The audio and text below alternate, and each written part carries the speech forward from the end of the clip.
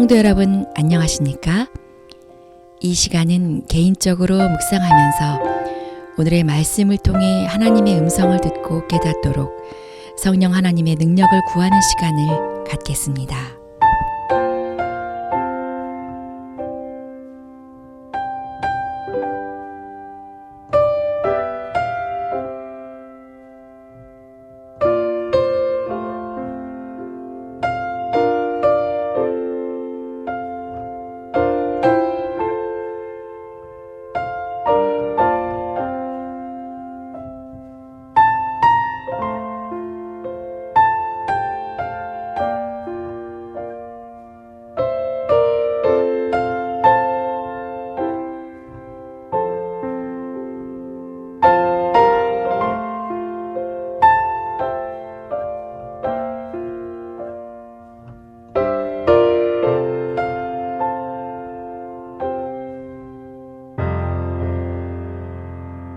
새날을 주신 하나님께 감사하며 기도하겠습니다. 하나님 아버지, 오늘 제게 들려주고자 하시는 말씀을 알아듣는 귀를 허락하여 주시옵소서. 예수님의 이름으로 기도합니다. 아멘. 아브라함의 이야기가 아들 출생과 관련된 이야기가 많다면 오늘부터 시작되는 이삭의 이야기는 자녀의 일생에 관한 이야기가 대부분을 이루고 있습니다. 오늘 말씀은 이삭의 아들들의 출생과 성장기를 다루고 있습니다. 아브라함과 이삭의 이야기를 비교해보면 아브라함은 25년 만에, 이삭은 20년 만에 둘 다 어렵게 아들을 갖습니다. 그런데 아브라함이 아들을 갖기 위해 종인 엘리에셀이나 하갈의 아들 이스마엘로 후사를 삼으려고 갖은 시도를 하다가 결국 하나님이 주신 아들 이삭을 낳게 됩니다.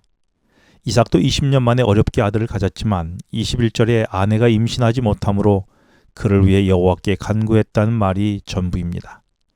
이삭은 하나님이 아들을 주실 때까지 다른 수를 쓰지 않고 오직 기도하며 기다렸던 것입니다. 그래서 이삭은 족장들 중에 유일하게 한 아내와만 살았습니다.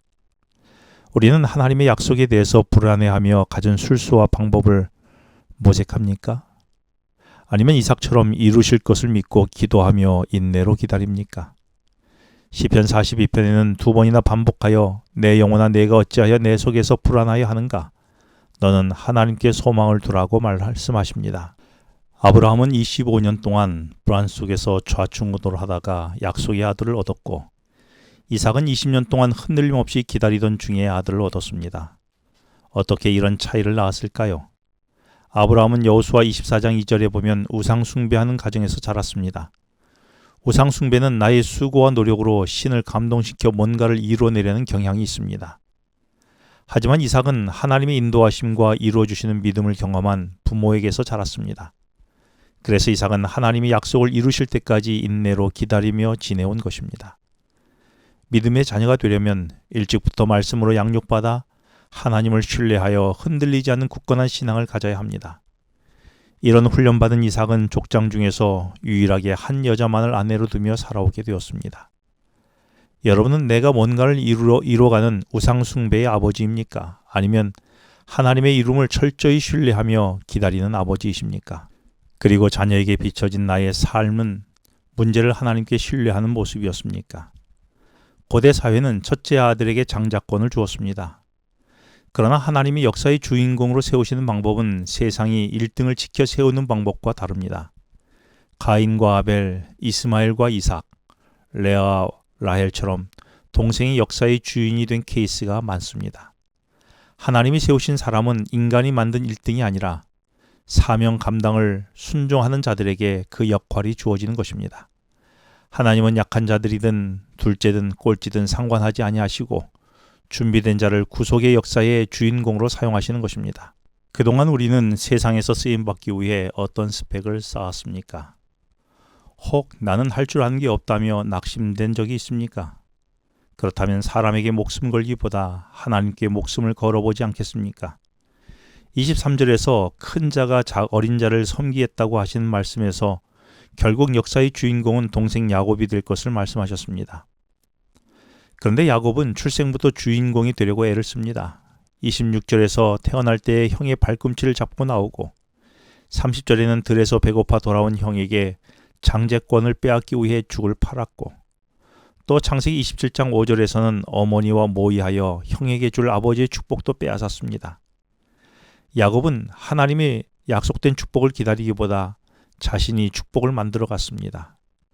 그 결과 야곱은 많은 시간 방황한 나그네로 살았고 사랑하는 어머니와 헤어진 후에 다시는 보지 못하는 생이별의 고통을 겪게 되었습니다. 여전히 우리는 하나님이 큰 자가 될 것이란 약속을 믿지 못하고 나의 성공을 만들기 위해 오늘 하루도 피곤한 나그네의 삶을 살아가고 있지는 않습니까? 32절에서 에서는 배고픈데 장자의 명분이 내게 무엇이 유익하냐며 장자권을 가벼이 여기고 야곱에게 넘겼습니다. 또 죽을 먹고 나서 34절에 보면 에서가 먹으며 마시고 일어나 나갔다라고 말합니다. 배고플 때는 잠시 제정신이 아닐 수 있지만 먹고 배부른 후에도 에서는 후회나 미련 없이 장자권에 대한 언급 없이 그냥 가버렸습니다. 이는 에서가 얼마나 장자권을 소홀히 여겼는지를 보게 해줍니다. 하나님께서 우리에게 주신 귀한 특권들은 어떤 것들이 있습니까? 그리스도인으로 사는 것, 기도, 말씀, 하나님의 나라, 그리고 안식일, 여러 다양한 것들을 하나님께서는 우리에게 특권으로 주셨습니다. 그러나 이런 특권들을 소홀히 한 적은 없습니까? 기도하시겠습니다. 하나님 아버지, 약속을 믿음으로 인내로 기다릴 수 있는 믿음을 주시고 이 믿음을 자녀들에게 전수하여 어떤 유혹에도 흔들리지 않는 굳건한 믿음의 자녀가 되도록 도와주시옵소서. 무엇보다 연약한 자들을 들어 사용하시는 하나님을 신뢰하도록 하여 주시고 맡겨진 사명과 특권을 소홀히 여기지 않게 하여 주시옵소서. 예수님의 이름으로 기도합니다. 아멘. 지금은 개인 기도 시간입니다. 오늘 주신 말씀을 묵상하면서 주어진 기도 제목과 개인 기도 제목을 놓고 기도하시겠습니다.